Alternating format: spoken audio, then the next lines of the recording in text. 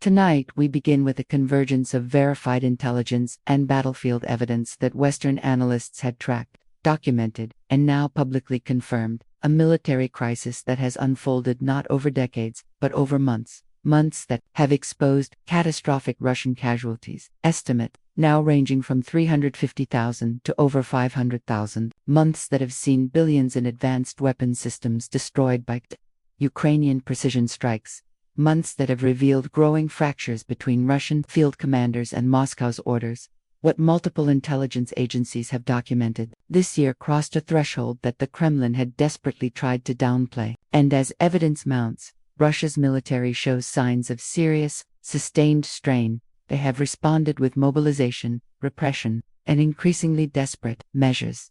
The Russian military is not just losing equipment, it is facing systemic problems that may define the war's outcome. Right now, as verified by open-source intelligence, as you watch this, for months now, there have been credible reports from intercepted communications, from defector testimonies, from captured documents that Putin has been receiving incomplete or misleading information about battlefield realities. Putin has been increasingly isolated, yes, but analysts debate whether this isolation is deliberate or structural. His public statements have followed a certain pattern, claims of progress that contradict observable battlefield evidence. But what Western intelligence agencies have documented with increasing confidence is that Russian command structures are experiencing significant strain. The gap between Moscow's orders and frontline realities has become a documented phenomenon. Military analysts who monitor Russian command structures know the indicators. The rotation of commanders at unprecedented rates. Russia has cycled through multiple theater commanders since 2022. The contradictory statements between military bloggers and official channels, the intercepted communications, revealing frustration among field officers, the visible equipment shortages documented by open source trackers. All of this has been verified through multiple independent sources. And when command structures show this level of strain, military effectiveness suffers. While we cannot verify specific private Kremlin meetings, what we can document is the trajectory of Russian losses. According to Western intelligence estimates, compiled by the UK Ministry of Defense, US officials, and independent analysts, Russian military casualties, killed and seriously wounded, combined, now range between 350,000 and 500,000 since February 2022. These are not propaganda figures. Multiple independent methodologies arrive at similar ranges.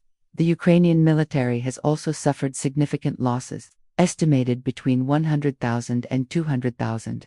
Though exact figures remain classified by Kyiv, what makes Russia's losses particularly significant is the quality of forces lost. The initial invasion force, contract soldiers, elite units, experienced officers, has been largely destroyed or degraded. Replacements consist increasingly of mobilized conscripts with minimal training, prisoners recruited through Wagner Group, and soldiers from impoverished regions. According to Oryx, the open-source military tracking project that photographs and documents every verified loss, Russia has lost over 3,000 tanks, more than the entire tank inventory of Germany, France, and the United Kingdom combined. Over 6,000 armored fighting vehicles destroyed, thousands of artillery pieces, helicopters, and aircraft documented with photographic evidence. These are not estimates. These are photographed, geolocated, confirmed losses. And Russia's replacement capacity, while ramped up, cannot match these attrition rates indefinitely. Defense analysts estimate Russia is producing or refurbishing approximately 100 to 150 tanks per month. They are losing them faster than that. The mathematics are concerning for Moscow, not terminal collapse but genuine, sustained attrition pressure. The battlefield situation Putin faces is not routine. It is not temporary. It is not temporary. It is not easily reversible. It is a sustained war of attrition, with no clear end. Western intelligence assessments have described Russia's situation as strategically challenged and increasingly dependent on external support from Iran and North Korea, but strain only becomes collapse if pressure continues and intensifies, and that pressure increased significantly in late 2024. Here's what we can verify. In November 2024, the Biden administration authorized Ukraine to use American-supplied attack missiles to strike military targets inside Russian territory. This was a significant policy shift. Previous restrictions had limited Ukrainian use of Western long-range weapons to internationally recognized Ukrainian territory. The new authorization, confirmed by multiple administration officials, permitted strikes on Russian staging areas, logistics hubs, and military installations supporting the invasion. Secretary of State Antony Blinken stated, "We have adjusted our policy to adapt to Russia's changing tactics, including the deployment of North Korean troops." This was not unlimited authorization for any target anywhere in Russia, but it represented a meaningful expansion of Ukraine's operational capability, and Russia's response indicated they took it seriously. Tonight, we can confirm through verified reports that Ukraine has successfully struck multiple high-value Russian targets inside Russian territory.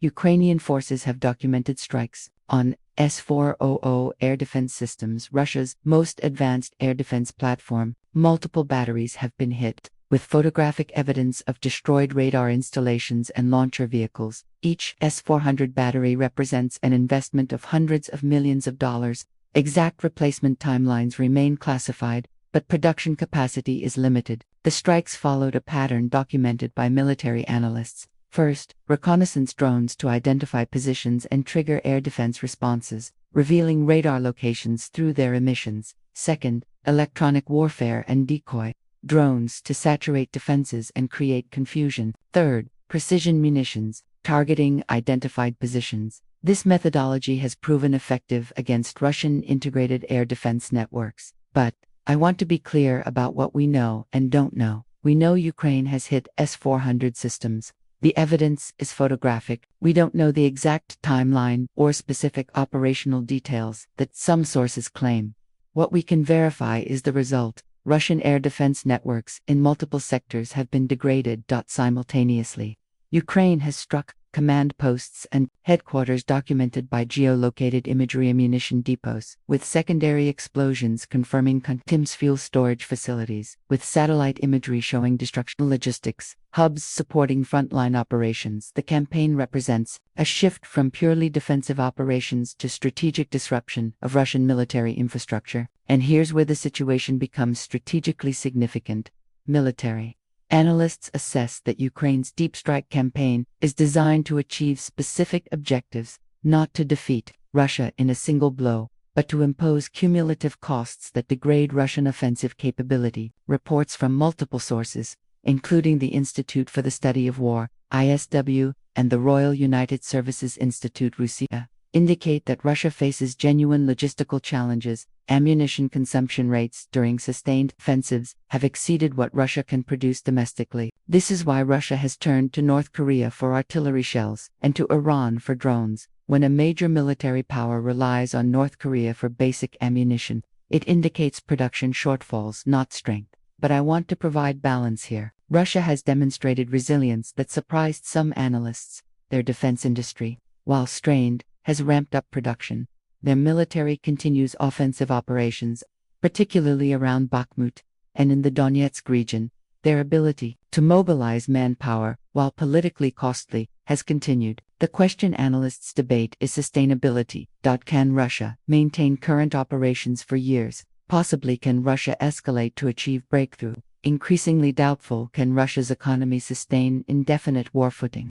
This is where serious concerns emerge. Remember, Putin initially expected this war to last days. According to captured documents and intelligence assessments, the original plan anticipated Kyiv falling within 72 hours. Ukrainian government fleeing or capitulating. Western response limited to diplomatic protests. Sanctions fragmenting within months. Every one of these assumptions proved wrong. Kyiv stands and has never been seriously threatened since the initial weeks. Zelensky remained and became an international symbol of resistance. Ukrainian military transformed from expected victim to capable fighting force. Western support has been more sustained and substantial than Moscow anticipated. NATO is more unified than at any point since the Cold War, and Russia's military has been exposed as less capable than its reputation suggested, though still dangerous and capable of inflicting significant damage. Here's what makes the broader situation genuinely concerning. Russia's response to battlefield challenges has included expanding its international partnerships. Along with continued military operations, North Korea has supplied Russia with artillery shells and ballistic missiles confirmed by debris analysis and intelligence assessments. Iranian drones have been used extensively against Ukrainian civilian infrastructure. Chinese economic support has helped Russia mitigate some sanctions effects. A formal mutual defense treaty with North Korea has been signed. All of this happened as battlefield pressure. When Russia expands its reliance on pariah states and secondary powers, it signals both desperation and adaptation. This is not a sign of collapse, but it is a sign that Russia's initial assumptions about self-sufficiency were wrong. Analysts are genuinely divided on possible outcomes. One possibility is stalemate, both sides too strong to defeat, too committed to negotiate, grinding forward indefinitely. Another is negotiated settlement, though current positions remain far apart, with Ukraine demanding territorial restoration and Russia demanding territorial recognition. A third possibility, which concerns Western officials, is escalation. If Putin perceives the alternative as worse, this could include expanded attacks on civilian infrastructure, threats to NATO logistics routes, increased nuclear rhetoric, though actual use remains assessed as unlikely unless regime survival is directly threatened. But Western responses have aimed to demonstrate resolve without triggering escalation. They have provided weapons while managing thresholds. They have expanded authorizations gradually rather than dramatically. They have maintained channels for communication. This is deliberate strategy, not weaknesses. Tonight, based on verified reporting from multiple credible sources, Ukraine continues to hold most territory recaptured in 2022 while facing Russian pressure in the east. Russian offensive operations have made incremental gains at enormous cost in manpower and equipment. Western military aid continues, though political debates in donor countries create uncertainty about long-term levels. Ukrainian deep strikes inside Russia continue, with documented effects on logistics and air defense networks, and Russia continues adapting, relocating assets, adjusting tactics, mobilizing resources. The situation is not static. It is not predetermined. It is a genuine contest where the outcome remains uncertain. Their response, over recent months, adaptive, costly, but sustained, demonstrates that Russia remains a dangerous adversary, and it demonstrates that Ukraine remains a capable and determined defender. As this war continues into its third year, we expect the patterns we've documented to continue: attrition, adaptation, escalation, management, endurance testing. What we can verify is that Western support has made a difference. It prevented quick Russian victory in 22. It enabled Ukrainian counteroffensives in late 22. It sustained Ukrainian defense through 2023 and 2024, and it continues to impose costs Russia cannot absorb. What happens next depends on decisions not yet made in Washington, in European capitals, in Kyiv, and in Moscow. If Western support continues, Ukraine can maintain effective resistance indefinitely. If Russia's costs continue mounting, pressure for some resolution will eventually grow. The timeline remains genuinely uncertain, but the trajectory documented by verified evidence is clear. This is harder for Russia than they expected, and it will remain hard. And tonight, for the first time since the invasion began, multiple indicators suggest Russia faces challenges they did not anticipate and cannot solve. The Kremlin projects confidence, but the documented evidence tells a different story. A story of a military losing equipment faster than it can be replaced. A story of casualties mounting beyond official acknowledgement. A story of an economy straining under war's demands. Because what this evidence demonstrates is something Putin has never publicly admitted: that this war has no quick victory, that the costs are mounting, and that the future remains genuinely uncertain. This story is far from over. But tonight, verified evidence shows one thing clearly: Russia's military faces sustained, serious challenges. Ukraine's resistance has exceeded all initial expectations, and the outcome of this war remains to be determined. We will continue monitoring verified developments as this conflict continues.